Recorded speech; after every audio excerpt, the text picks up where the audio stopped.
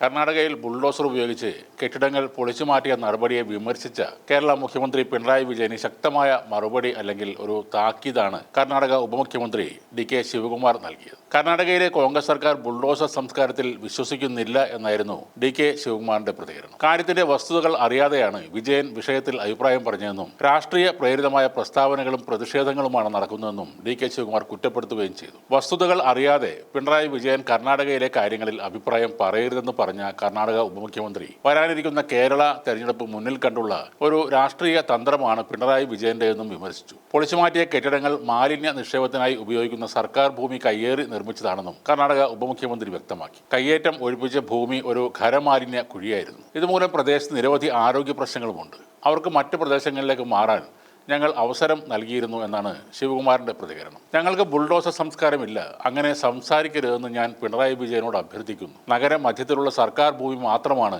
ഞങ്ങൾ സംരക്ഷിക്കുന്നത് എന്നായിരുന്നു ബുൾഡോസർ രാജ് ആരോപണം നിഷേധിച്ചുകൊണ്ട് ശിവകുമാർ പറഞ്ഞത്. ഭൂമി കയ്യേറ്റത്തിനായി സർക്കാർ ഭൂമിയിൽ ഭൂമാഫിയ ചേരികൾ സ്ഥാപിക്കുകയാണെന്നും അതിന് ഒരിക്കലും അനുവദിക്കില്ലെന്നും ശിവകുമാർ പറഞ്ഞു. യോഗ്യരായ ആളുകളുണ്ടെങ്കിൽ രാജീവ് ഗാന്ധി പദ്ധതി പ്രകാരം വീടുകൾ നൽകാനും ഞങ്ങൾ തയ്യാറാണെന്നും അദ്ദേഹം പറയുന്നു. മറ്റ് നഗരങ്ങളെ പോലെയല്ല ബംഗളൂർ. ഞങ്ങൾക്ക് അധികം ചേരികളുമില്ല. ഇത് കൃഷ്ണ ബൈരെ ഗൌഡയുടെ മണ്ഡലമാണ്. അദ്ദേഹം ഇതിനെക്കുറിച്ച് ഉദ്യോഗസ്ഥരുമായി സംസാരിച്ചിരുന്നു. ഇതിന് ന്യൂനപക്ഷങ്ങളുമായി ഒരു ബന്ധവുമില്ല. യഥാർത്ഥത്തിൽ ബാധിക്കപ്പെട്ട ആരെങ്കിലും ഉണ്ടെങ്കിൽ അവർക്ക് മറ്റെവിടെയെങ്കിലും വീട് നൽകും. മുഖ്യമന്ത്രി സിദ്ധരാമയ്യയുടെയും ഭവനമന്ത്രി സമീർ അഹമ്മദ് ഖാന്റെയും കീഴിലുള്ള കോൺഗ്രസ് സർക്കാർ സംസ്ഥാനത്തെ ദരിദ്രർക്കായി ലക്ഷക്കണക്കിന് വീടുകൾ നിർമ്മിച്ച് നൽകിയെന്നും ശിവകുമാർ പറഞ്ഞു. ഉത്തരേന്ത്യയിൽ സംഘപരിവാർ നടപ്പാക്കുന്ന ന്യൂനപക്ഷ വിരുദ്ധ ആക്രമോത്സുക രാഷ്ട്രീയത്തിന്റെ മറ്റൊരു പതിപ്പാണ് കർണാടകയിൽ കണ്ടതെന്നും എന്ത് പറഞ്ഞാണ് കോൺഗ്രസ് ഇതിനെ ന്യായീകരിക്കുന്നതെന്നും പിണറായി വിജയൻ ഫേസ്ബുക്കിൽ എഴുതിയിരുന്നു. വീടുകൾ ബുൾഡോസർ വെച്ച് തകർത്ത നടപടി അങ്ങേയറ്റം ഞെട്ടലും വേദനയും ഉണ്ടാക്കുന്നതാണ്. കൊടും തണുപ്പിൽ ഒരു ജനതയാകെ തെരുവിൽ ഇറക്കപ്പെട്ട പലായനം ചെയ്യാൻ നിർബന്ധിതരായിരിക്കുകയാണ്. ഉത്തരേന്ത്യൻ മോഡൽ ബുൾഡോസർ നീതി ദക്ഷിണേന്ത്യയിലേക്ക്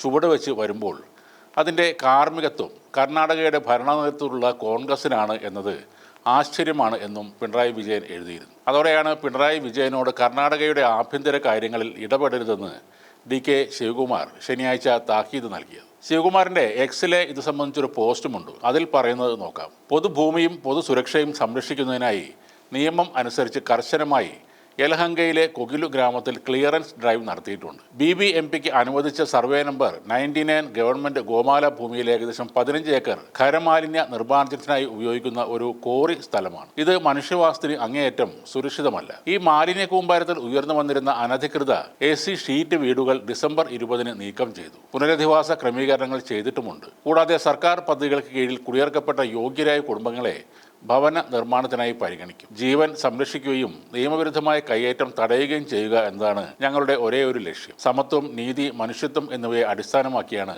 കർണാടകയിലെ സർക്കാർ ഭരണഘടനയ്ക്കുള്ളിൽ ഉറച്ചു നിൽക്കുന്നത്. എല്ലാ ജനതകൾക്കും സമാധാനത്തിന്റെ ഒരു ഉദ്യാനം എന്നത് വെറുമൊരു മുദ്രാവാക്യമല്ല, ഭരണത്തിലെ ഞങ്ങളുടെ മാർഗനിർദ്ദേശ തത്വമാണ്. ബഹുമാനപ്പെട്ട കേരള മുഖ്യമന്ത്രി ശ്രീ പിണറായി വിജയൻ അഭിപ്രായം രൂപീകരിക്കുന്നതിന് മുമ്പ് ഈ വസ്തുതകൾ ദയവായി പരിഗണിക്കണമെന്ന് ഞാൻ ബഹുമാനപൂർവ്വം അഭ്യർത്ഥിക്കുന്നു. കർണാടക സർക്കാർ ഈ ചെയ്തത് ബുൾഡോസർ രാജ് എന്ന് പറയാൻ കഴിയില്ല.